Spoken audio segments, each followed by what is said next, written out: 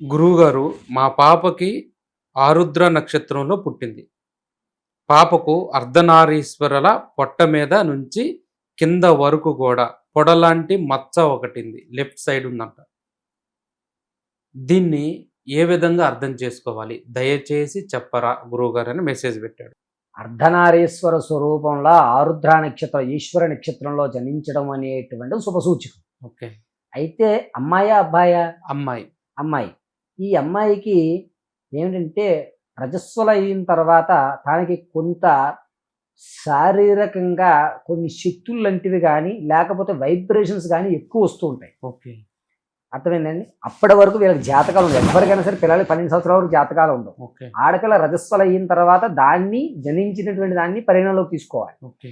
ఈ పుట్టుమచ్చ వ్యవస్థను కూడా పొట్ట భాగం దగ్గర నుంచి కింద వ్యవస్థ వరకు ఉండడం అనేటువంటిది అమ్మవారి యొక్క అనుగ్రహంతో జరుగుతుంది. ఈ అమ్మాయికి ప్రమాదాలు జరిగినా ఈ అమ్మాయికి ఏం కాదు. ఓకే. ఇది ఫస్ట్.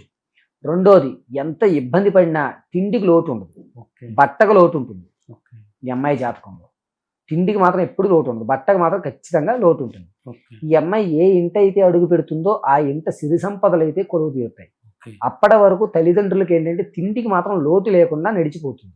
ఇది అనుగ్రహం.